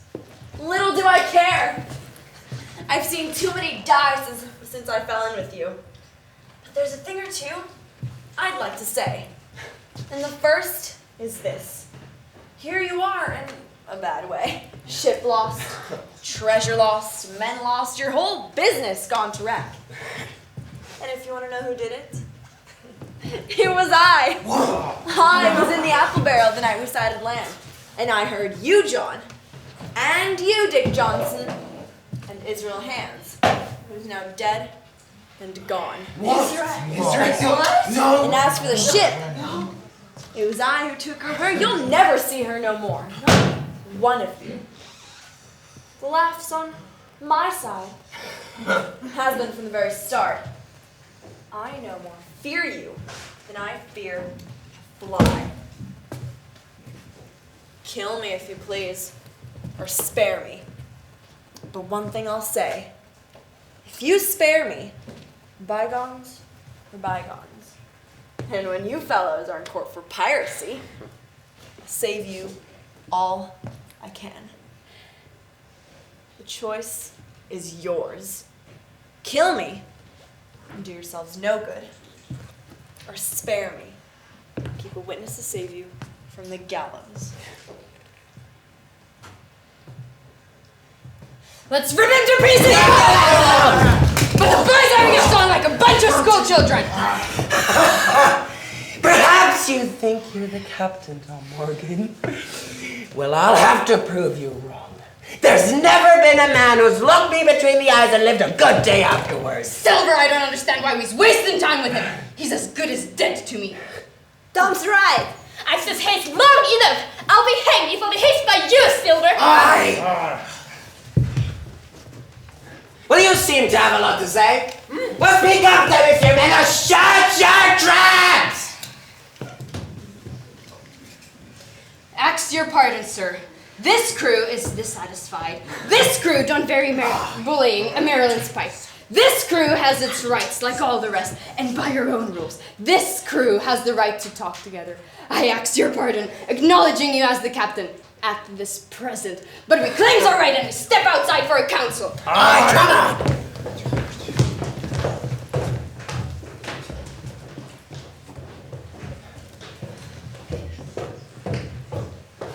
Jim, you're in a short plank of death, and what's a long sight worse torture?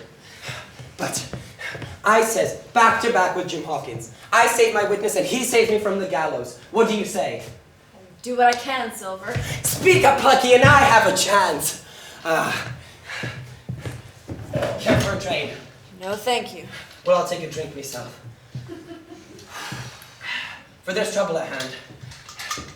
Speaking of trouble, why did the doctor give me the map?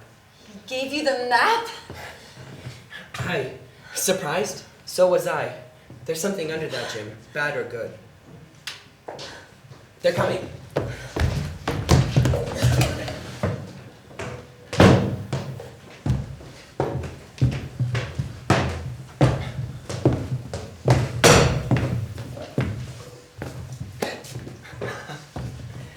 The black spot! Well, I never. I guess I ought to make my defense then.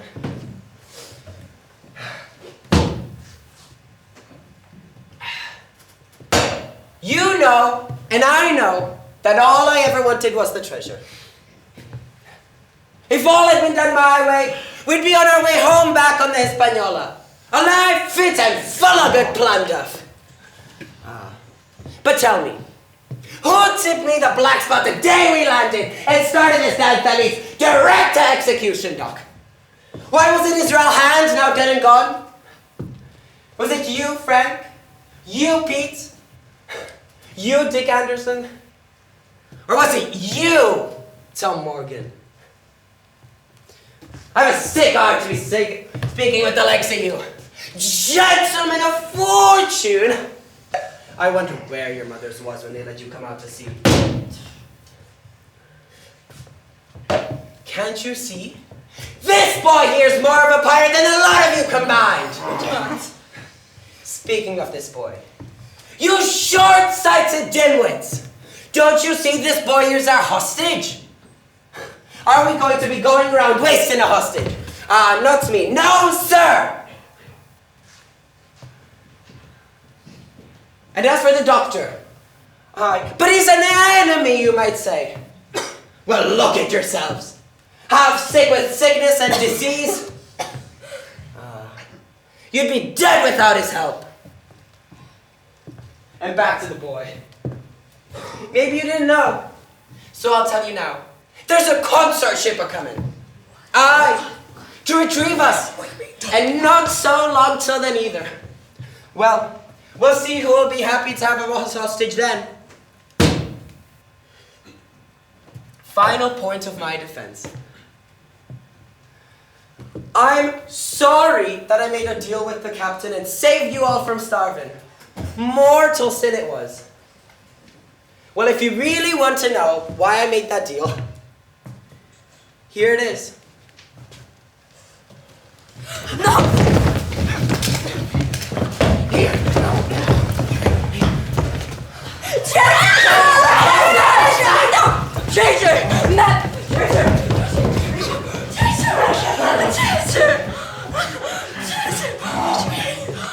Tom Morgan, you haven't got the invention of a cockroach. But you can speak and complain.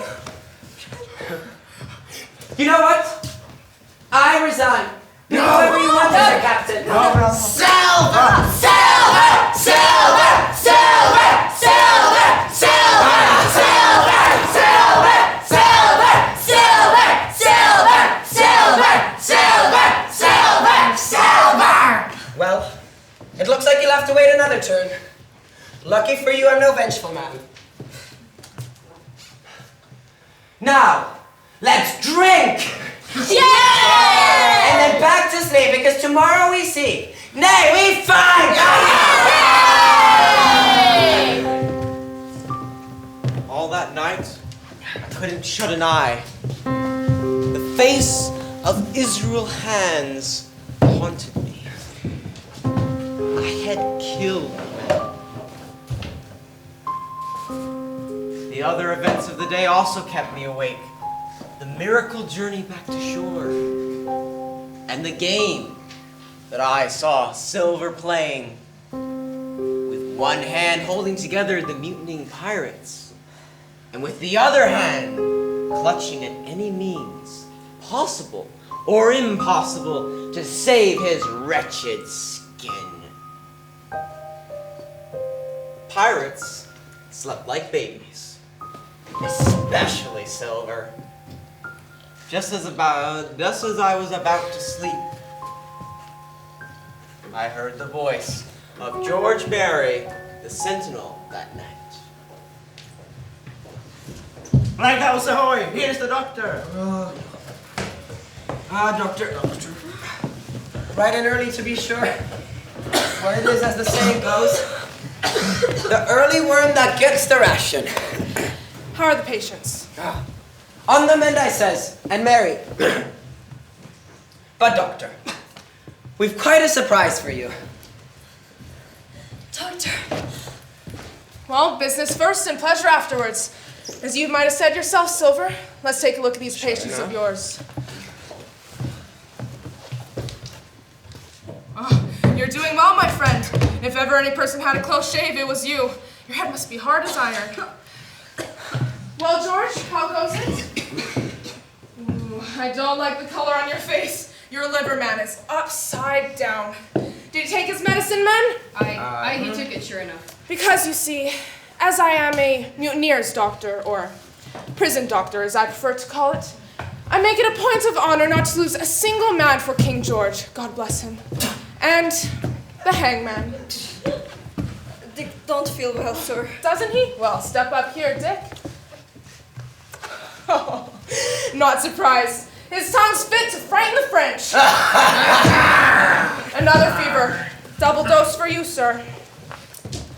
Silver, honestly speaking, I thought you had more sense than to camp out in a bog before moving here.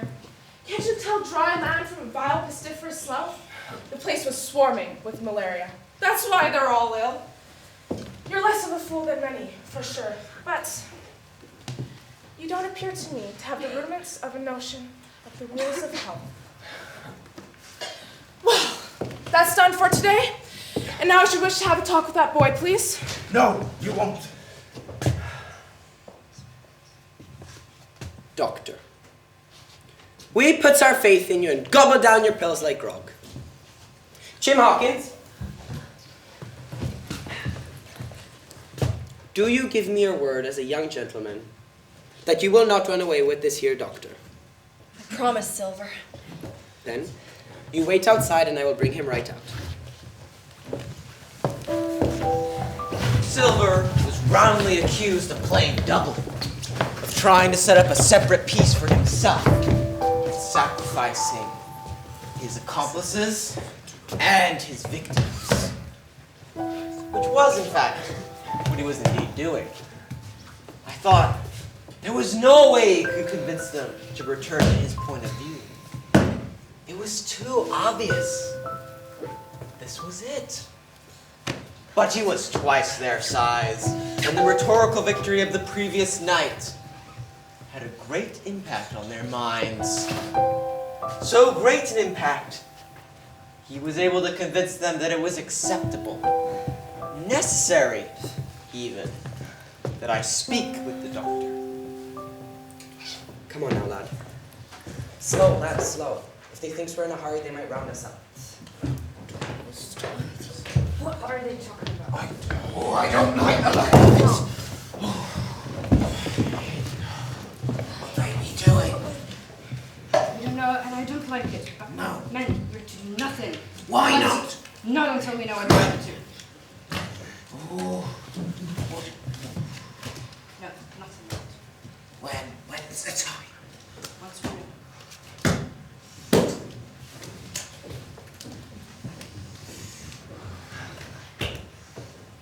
Doctor, the boy will tell you how I saved his life.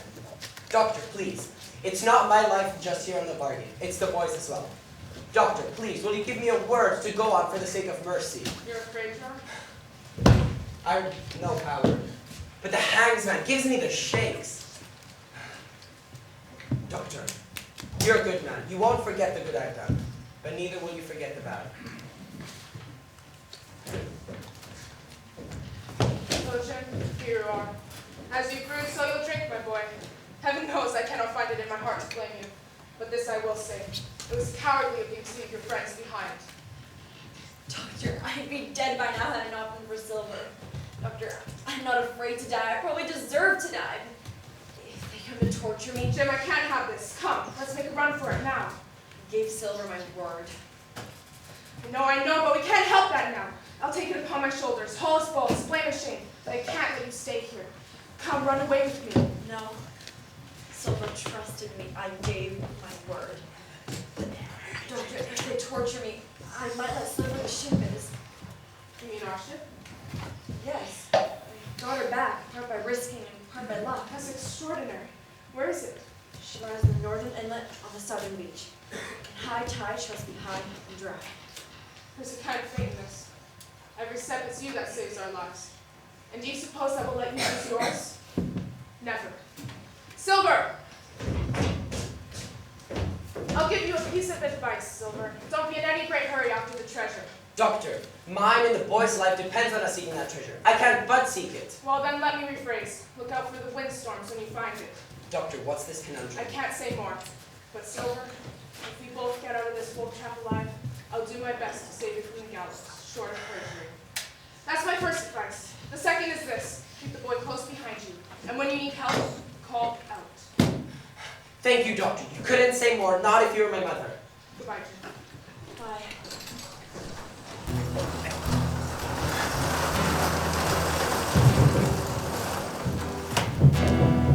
The very next morning, Silver and his men set out in search of the treasure. The beacon of hope, of illusion. The map led us on like a carrot on a stick. The air was humid, and the sun was blazing, and the men were all half dead with sickness, especially Dick. But we continued onwards, following George Barry's compass, up and down the island.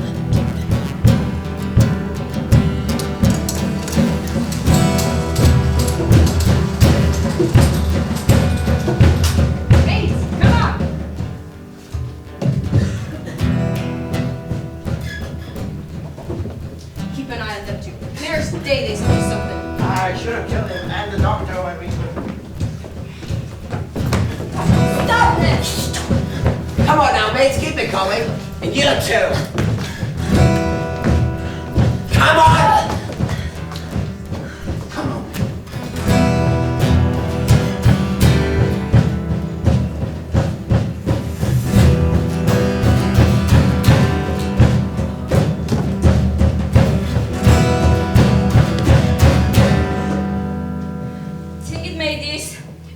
Does find the treasure. What are we gonna do with it without the ship? Come on, lad. Come on.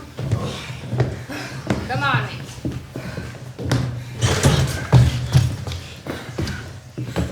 I know that you think that me, this boy, and the doctor have been plotting the way. But I wasn't. All I did is I got what I wanted. Speak plain, Silver. What's that? The ship. I don't know where they have it yet, but they have it. Once we find the treasure, we'll have to jump around all over this island to find the ship. And only then do we have the upper hand. As for this boy, that was the last bit of bargaining that he's done for us. But we'll keep him, just in case. And he'll get his share for all his kindness in due time.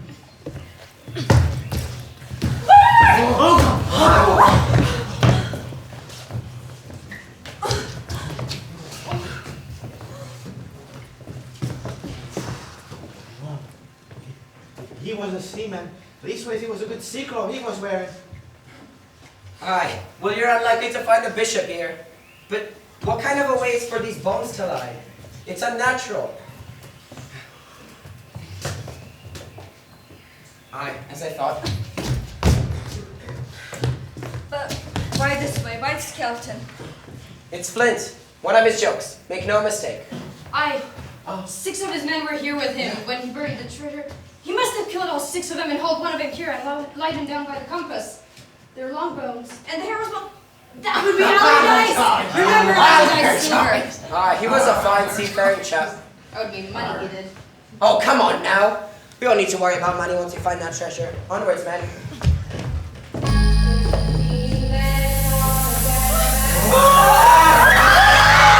It's Flint!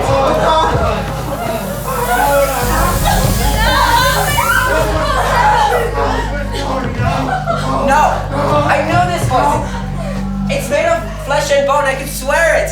I can't put my thumb on it, but I know it.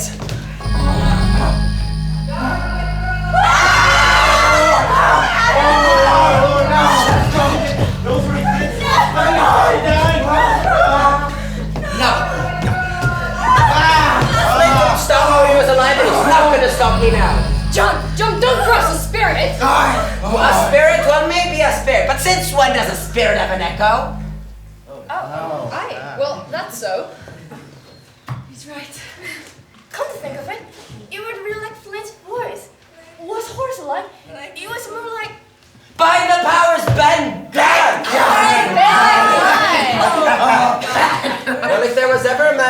be feared, it's Ben Gunn. He's not stopping me from 600,000 pounds. Onwards, man.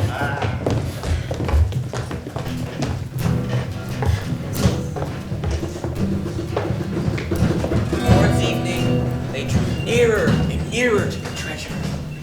Their eyes burned in their heads, and their feet grew lighter, faster. Their whole soul was bound up in that pile of gold. The thoughts of a lifetime of extravagance and pleasure awaiting every single one of them drew them forward. Onward and onward. Silver dragged me along, pulling fiercely on the rope that connected me to him. Sometimes he shot me a deadly look. He took no pains to hide his feelings, and at that moment, I felt that he wanted to seize upon the treasure, climb aboard the Hispaniola, slit the throat of every honest man on the island, and sail off as he'd first intended, filled with crimes and riches. Treasure! I found the treasure! Just get off! No! No! What's this? No!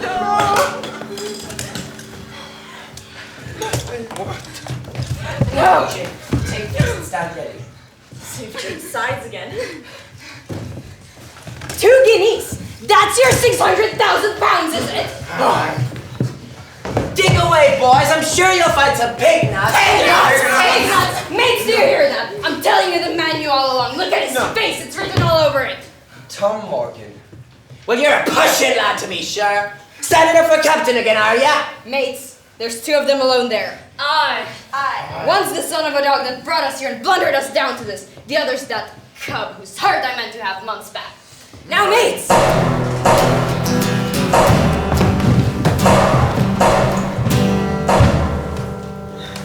Double quick, my lads. We can't let them get our ship. Let's go.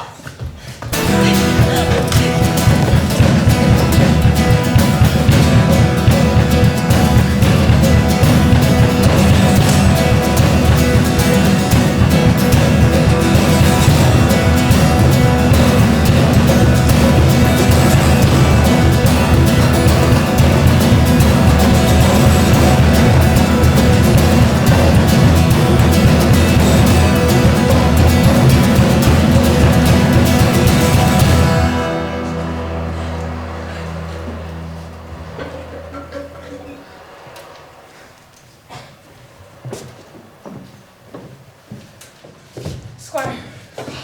Doctor, I'm so glad you're back. Are you all right?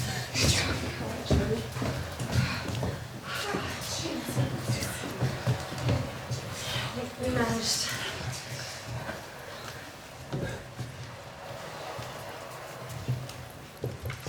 John Silver. You are a prodigious impostor, sir. I am told I am not to prosecute you. Well, then I will not. The dead men still hang around your neck like millstones. Thank you. I dare you to thank me. It is a gross dereliction of my duty. Ben Gunn? What are you doing here? I am Ben Gunn, I am indeed. How do you do, Mr. Silver? Pretty well, I think, says you. We owe a great deal to Mr. Gunn. It was he that found the treasure, he that dug it up, he that carried it on his back in many weary journeys from the grove to a cave at the northeast angle of the island. 2 months prior to our arrival, he had hidden it away in that cave. Extraordinary, isn't it? Ben, to think that you've outdone me.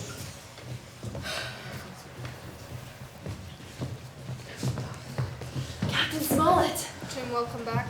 Thank you. I'm sorry you hurt your arm. Spare me the pity, boy, I'm just fine. By the sounds of it, Jim was very brave, Captain. I don't doubt it. You're a good boy in your line, Jim, but I don't think you'll me ever go to sea again. You're too much of a born favorite. And what brings you here, Silver? Come back to do my duty, Captain.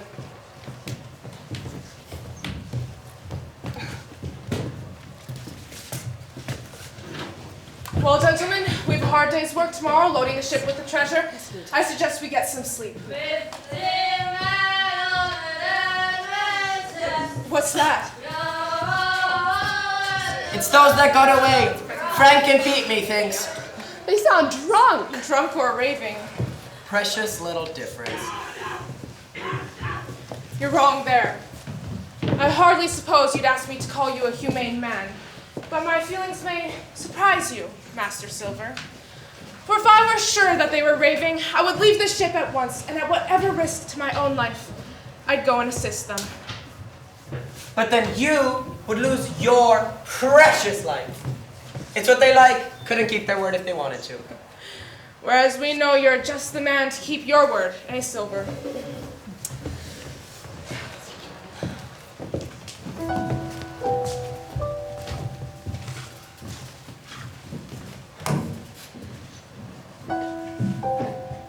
Well, we've done it, Jim. You and I. We have. Smart as paint. So at the moment I first set my eyes on you. We marooned the pirates. We had no choice. We loaded up the ship with English, Spanish, Georges and Louises, Portuguese and French, pennies and coppers, and all the portraits of the kings of Europe for the past 100 years, and so much more. Then we sailed off, the shadow of Treasure Island disappearing forever under the horizon. An inexpressible joy filled my heart. We were going home. Silver disappeared when we landed in Spanish America to recruit fresh hands and to increase our provision. That seaman walked straight out of my life forever, taking with him 300 pounds worth of our treasure.